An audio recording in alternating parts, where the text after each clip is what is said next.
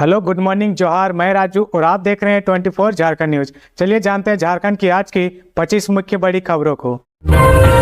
तेज हुआ TET pass पारा शिक्षकों का आंदोलन। अक्टूबर में मंत्री आवास समेत सत्ताधारी दलों के प्रदेश कार्यालय का करेंगे घेराव। झारखंड में टेट पास पारा शिक्षक वेतनमान की मांग को लेकर अब मंत्रियों और सत्ताधारी दलों के प्रदेश कार्यालय के घेराव करेंगे। 4 अक्टूबर को मंत्री मिथिलेश ठाकुर के आवास घेरने से अपने अक्टूबर माह के आंदोलन की शुरुआत करेंगे। इस कार्यक्रम में राज्य भर के आंदोलित टेट पास 14,000 शिक्षक शामिल हो रहे हैं। वेतन मांग की मांग को लेकर पिछले 41 दिनों से लगातार धरना प्रदर्शन, अनशन से लेकर मुंडन तक करवा चुके टेट पास पारा शिक्षकों ने अब आंदोलन को तेज करने का फैसला लिया है। आंदोलनरत टेट पास पारा शिक्षकों ने 4 अक्टूबर से मंत्रियों के आवास और सत्ताधारी दलों के कार्यालयों को घेरने और प्रदर्शन की तिथिवार घोषणा कर दी गई है। पहले चरण में टेट पास पारा शिक्षकों के मंत्री आवास, पार्टी कार्यालय घेराव कार्यक्रम की शुरुआत पेयजल एवं स्वच्छता मंत्री मिथिलेश ठाकुर के आवास घेरने से होगी। झारखंड राज्य टेट पास पारा शिक्षक समन्वय समिति की प्रदेश कमेटी ने पिछले रविवार को सभी जिलों से विचार विमर्श के बाद आमरण अनशन के साथ साथ आंदोलन तेज करने का फैसला लिया था। उसी के अनुरूप अब मंत्रियों के आवास और सत्ताधारी दलों के पार्टी कार्यालय को घेरने का फैसला लिया है।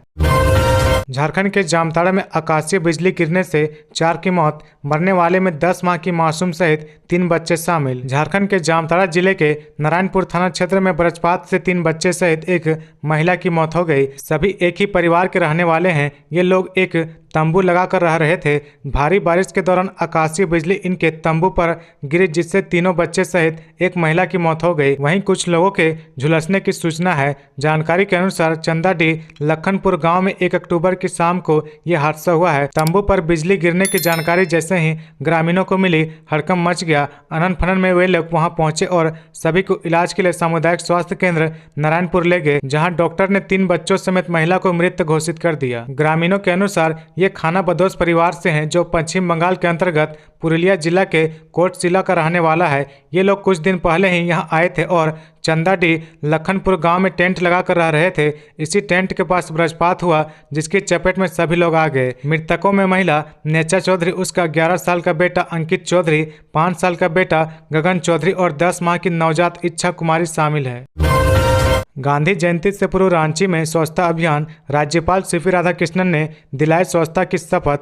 झारखंड के राज्यपाल सह कुलाधिपति डॉक्टर सीपी राधाकृष्णन ने कहा कि देश को स्वच्छ रखना देशवासियों की जिम्मेदारी है। हमें इस सोच में निकलना होगा कि साफ सफाई और स्वच्छ पर्यावरण किसी एक व्यक्ति, विभाग, समूह या संगठन की जिम्मेदारी है। सभी को स्वयं के प्रयास से अपने आसपास साफ सफाई रखनी चाहिए। उन्होंने कहा कि महात्मा गांधी भी स्वयं अपने घर और शौचालय की सफाई करते थे। दक्षिण अफ्रीका में वह अपनी पत्नी कस्तूरबा गांधी के साथ स्वच्छता के लिए काम करते थे। उन्होंने कहा कि कोई भी देश अपने पर्यावरण और वातावरण को अपने लोगों की जागरूकता और प्रयास से ही स्वच्छ रखता है। प्रधानमंत्री नरेंद्र मोदी ने स्वच्छता के लिए स्वयं इसमें भाग लेकर देशवासियों को स्वच्छता का संदेश दिया है। रांची विश्वविद्यालय के कुलपति प्रोफेसर डॉक्टर अजीत कुमार सिन्हा ने कहा कि स्वच्छता ही सेवा अभियान 2023 कार्यक्रम के तहत हमें रांची विश्वविद्यालय परिसर समेत अन्य जगहों को भी स्वच्छ और साफ सुथरा रखने का प्रयास करना चाहिए। हमारे इस कार्यक्रम का संदेश भी है, स्वच्छता ही सेवा अभियान 2023, 1 तारीख 1 घंटा श्रमदान। झारखंड में कुर्मियों का आंदोलन जारी, आदिवासियों का दर्जा चाहते हैं कुर्मी। झारखंड में कुर्मियों का आंदोलन जारी है। कुर्मी चाहते हैं कि आदिवासियों का दर्जा मिले। इसकी मांग सालों पुरानी है। झारखंड, उड़ीसा और पश्चिम बंगाल में कुर्मियों की जो आबादी है वह करीबन 3 करोड़ है। यानी इस सीमावर्ती इलाके में कुर्मियों की बड़ी आबादी है। आज के समय में कोई भी राजनीतिक दल कुर्मी समाज का खुलकर विरोध या वक्तव्य देने से परहेज कर रहा। इस समाज की नाराजगी से पार्टियों की परेशानी लाजमी है। समाज के साथ साथ कुर्मी आंदोलन जोर पकड़ता जा रहा है।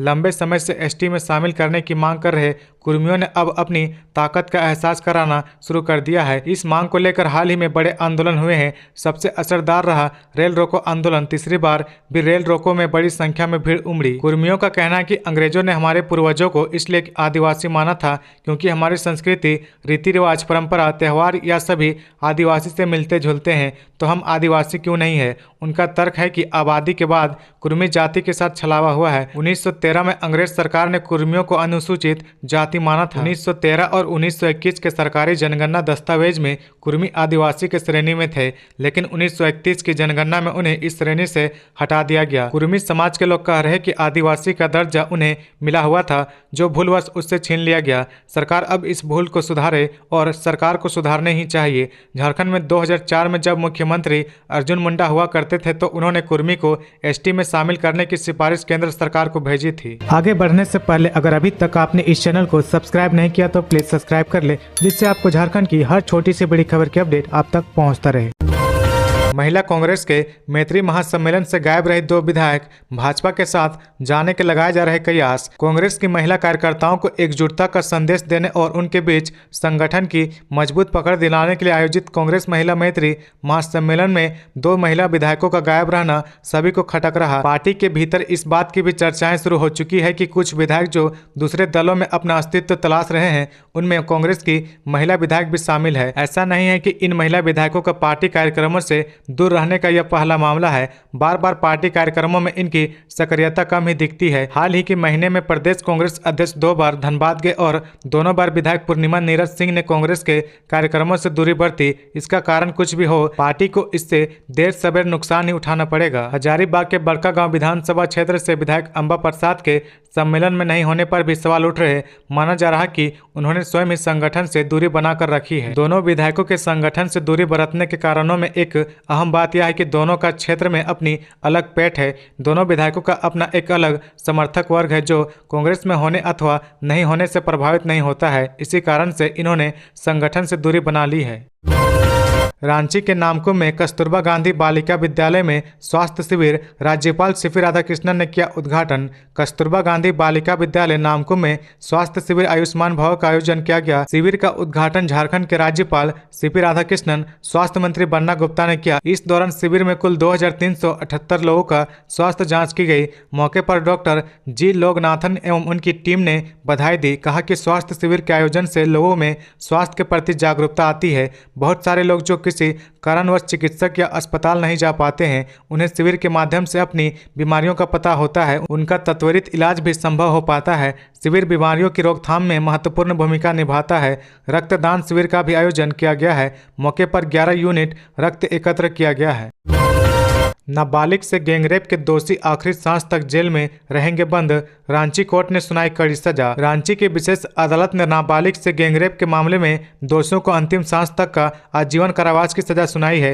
दोषियों ने अगस्त 2020 में एक नाबालिग के साथ बलात्कार किया था। पोक्सो एवं चाइल्ड मामले के विशेष न्यायाधीश आसिफ इकबाल की अदालत ने शनिवार को नाबालिग को अगवा कर उसके साथ सामूहिक दुष्कर्म करने के 3 साल पुराने मामले में दोषी युवक विजय राजवार और प्रेम कुमार को उम्र कैद शेष प्राकृतिक जीवन के लिए कारावास की सजा सुनाई गई है। वहीं एक और दोषी किशोर को 20 साल कैद की सजा सुनाई गई है। साथ ही तीनों पर 20-20 हजार रुपए का जुर्माना भी लगाया गया है। जुर्माने की राशि जमा नहीं करने पर तीनों को अतिरिक्त 1-1 साल जेल की सजा काटनी होगी। अदालत ने तीनों को बीते 23 सितंबर को दोषी करार दिया था। अभियुक्तों ने सामूहिक दुष्कर्म की घटना को 11 अगस्त 2020 को अंजाम दिया था। पीड़िता विजय राजवार से परिचित थी। उसने ही पीड़िता को फोन कर बिरसा चौक बुलाया था। इसके बाद उसे जबरन स्कूटी में बैठाकर पोखर टोली स्थित एक बाउंड्री वॉल में ले गया, जहां उसे अभियुक्तों ने जबरन शराब पिलाई और बारी बारी से उसके साथ दुष्कर्म किया था। विरोध करने पर उसे जान से मारने की धमकी भी दी गई थी। घटना को अंजाम देने के बाद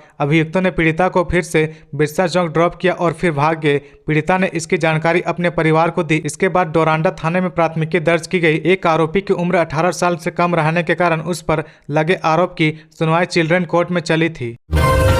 निजी दुश्मनी के लिए नहीं लगा सकते SC/ST एक्ट, हाईकोर्ट ने बताया किसके लिए क्या है कानून। झारखंड हाईकोर्ट ने एक याचिका पर सुनवाई करते हुए SC/ST एक्ट के तहत दर्ज किए गए मामले को रद्द कर दिया है। अदालत ने अपने आदेश में कहा कि SC/ST अधिनियम का विशेष कानून समाज के हाशिए पर रहने वाले वर्ग के हितों की रक्षा के लिए बनाया गया है। इसका इस्तेमाल बदला निकालने और हिसाब किताब बराबर करने के साधन के रूप में नहीं किया जा सकता है। यह मामला जमीन विवाद से संबंधित है और विवाद जमीन को लेकर हुआ था। जाति सूचक शब्द का इस्तेमाल करने के लिए नहीं है। जस्टिस गौतम कुमार चौधरी के अदालत ने नयन प्रकाश सिंह, हरेंद्र सिंह और गणेश प्रसाद सिंह की याचिका पर सुनवाई करते हुए यह निर्देश दिया है। हाईकोर्ट ने कहा कि SC/ST अधिनियम के तहत किसी मामले को वैध बनाने के लिए जाति के आधार पर जानबूझकर अपमान और धमकी के सबूत की आवश्यकता होती है। इस मामले में अदालत को घटना के स्थान के संबंध में स्पष्टता की कमी और गवाहों के बयानों की विसंगतियां मिली है। अदालत का मानना है कि यह दुर्भाग्यपूर्ण अभियोजन का मामला है और अनुसूचित जाति के प्रावधानों के तहत अभियोजन जारी रखने की अनुमति नहीं दी जा सकती है। इस टिप्पणी के साथ अदालत ने ST/SC एक्ट के तहत लिए गए संज्ञान को रद्द कर दिया है। तालाब में डूबने से 2 सगी बहनों की मौत, जंगल से लौटने के दौरान नहाने के क्रम में डूबी। पलामू जिले के नौडीहा बाजार थाना क्षेत्र के मायापुर गांव में 2 सगी बहनें की तालाब में डूबने से मौत हो गई। घटना रविवार शाम 5 बजे की बताई जा रही। सूचना मिलने के बाद पुलिस ने शव को कब्जे में लेकर पोस्टमार्टम के लिए भेज दिया है। बताया जा रहा है कि मायापुर गाँव के रमेश सिंह की दोनों बेटियां गाँव के पास के जंगल में उखड़ी लेने गई थी। वापस लौटने के क्रम में तालाब में स्नान करने लगी। गहरे पानी होने के कारण दोनों बच्चियां डूब गई। घर वापस नहीं लौटने के बाद पिता रमेश सिंह आसपास ढूंढने लगे। इसके बाद कपड़ा देखकर उन्हें शक हुआ तो शोर मचाने पर ग्रामीण जुटे और दोनों बच्चियों के शव को बाहर निकाला गया। मृतकों में 12 वर्षीय लवली कुमारी 7वीं कक्षा की छात्रा थी एवं 9 वर्षीय आरुषि कुमारी 3री कक्षा की छात्रा थी। घटना के बाद गाँव में शोक का लहर है। परिजनों ने बताया कि दोनों बच्चियां किराना दुकान पर थी। पिताजी के पहुंचने के बाद दोनों जंगल की ओर चली गई थी। इस घटना के बाद परिजनों का रो रो कर बुरा हाल है। विजय शंकर नायक ने कहा, सुदेश को खतियान आधारित स्थानीय नीति पर बोलने का कोई नैतिक अधिकार नहीं। झारखंडी समाज को दिग्भ्रमित करने वाले आजसू सुप्रीमो सुदेश महतो को खतियान आधारित स्थानीय नीति एवं नियोजन नीति पर बोलने का एक पैसे का नैतिक अधिकार नहीं है। उक्त बातें रविवार को झारखंड बचाओ मोर्चा के केंद्रीय संयोजक सह आदिवासी मूलवासी जन अधिकार मंच के केंद्रीय उपाध्यक्ष विजय शंकर नायक ने कही। विजय शंकर नायक ने कहा कि आजसू के केंद्रीय अध्यक्ष सुदेश महतो राज्य निर्माण के बाद वर्ष 2000 से ही सत्ता की मलाई भारतीय जनता पार्टी के साथ खाते रहे हैं। 15 वर्षों तक सत्ता में बने रहे, तब खतियान आधारित नीति और नियोजन नीति की चर्चा नहीं की। उल्टे सत्ता के स्वार्थ में रघुवर दास के कार्यकाल में बनाए गए 1985 के स्थानीय नीति पर उसे समय के कैबिनेट मंत्री एवं वर्तमान सांसद गिरिडीह चंद्र प्रकाश चौधरी ने आजसू की ओर से समर्थन देकर उस पर हस्ताक्षर करने का काम किया था। 1985 आधारित स्थानीय नीति जिस दिन बनी थी उस दिन गिरिडीह सांसद चंद्र प्रकाश चौधरी ने लड्डू बांटने का काम किया था। विजय शंकर नायक ने आगे कहा कि अब जबकि सत्ता से आजसू बाहर हो गई है तो अब झारखंडी जनता को दिग्भ्रमित करने के लिए एक नया सी गुफा खतियान आधारित स्थानीय नीति एवं नियोजन नीति की बात कर रही है। झारखंड की जनमानस को बुड़बक बनाने का काम कर रही है। झारखंड के 7 जिलों में आरक्षण हुआ शून्य, राष्ट्रीय अध्यक्ष करेंगे इसका पुरजोर विरोध। लोहरदगा में अखिल भारतवर्षीय चंद्रवंशी क्षत्रिय महासभा की 1 दिवसीय राष्ट्रीय कार्य समिति की बैठक आयोजित की गई। इस बैठक में राष्ट्रीय अध्यक्ष अशोक आजाद, राज्यसभा सदस्य धीरज प्रसाद साहू, सांसद सुदर्शन भगत शामिल हुए। तीनों अतिथियों संयुक्त रूप से दीप प्रज्वलित कर कार्यक्रम की शुरुआत की। राज्यसभा सदस्य और राष्ट्रीय अध्यक्ष को बुके देकर व शाल ओढ़ाकर सम्मानित किया गया। बैठक के दौरान चंद्रवंशी समाज से जुड़े हुए लोग, खासकर समाज और राज्य में जो अपनी बेहतर पहचान बनाई है, उन्हें सांसद के हाथों से सम्मानित किया गया। चंद्रवंशी महासभा के राष्ट्रीय अध्यक्ष अशोक आजाद ने कहा कि आज अखिल भारतीय वर्षीय क्षत्रिय महासभा की ये 13वीं बैठक है। इसमें विभिन्न मुद्दों पर चर्चा की गई। झारखंड के 7 जिलों में आरक्षण को शून्य कर दिया गया है, इसका पुरजोर विरोध किया जाएगा। इसका एजेंडा पास की जा रही है। तो ये थी आज की झारखंड की टॉप बड़ी खबरें। इसी तरह झारखंड की हर छोटी सी बड़ी खबर देखने के लिए आप हमारे चैनल 24 झारखंड न्यूज को सब्सक्राइब करके बेल आइकन प्रेस कर ले, जिससे आपको झारखंड की हर छोटी सी बड़ी खबर की अपडेट आप तक पहुंचता रहे। तो आज के लिए बस इतना ही। हमें दीजिए इजाजत, फिर मिलते हैं नेक्स्ट न्यूज में।